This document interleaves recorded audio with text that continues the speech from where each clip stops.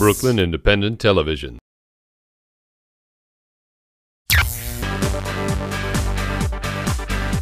Welcome to Brooklyn Review.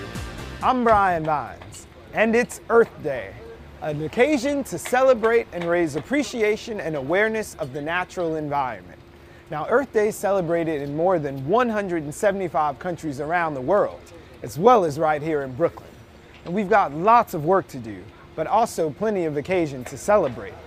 So this Brooklyn Review has an eye toward the people and places that are helping to keep the spirit of Earth Day alive all year long.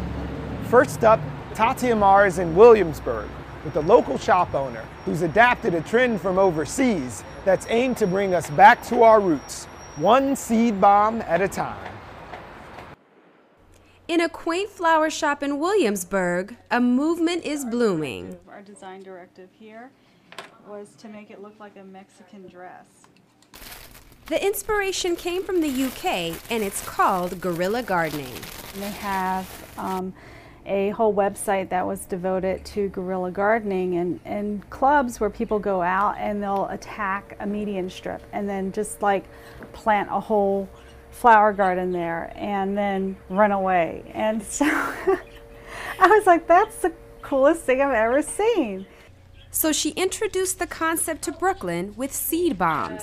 So this is sort of a little care packet for seedlings where it has clay and the clay retains moisture, and then there's fertilizer in here that feeds the young seedlings. The seed bombs can be used on top of any soil, and Kimberly recommends thinking outside of the box.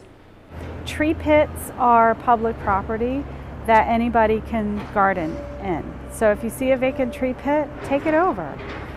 I recommend in New York putting flowers and pretty things in vacant lots, not so many edibles and things like that. Our wildlife is very particular here, and we don't want that to flourish.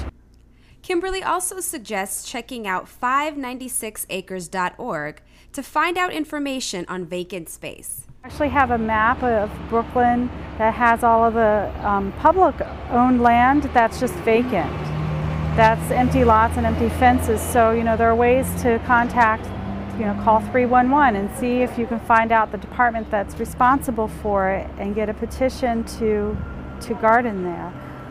So while she'll continue to sell flowers and supply the urban gardener, Kimberly also believes there's a deeper need being met. I think this is more out of a need, and I think that a lot of people feel compelled to do it, like it's their duty, like they're stewards of the planet, and that they need to protect it and, take back control. For Brooklyn Review, I'm Tati Amara.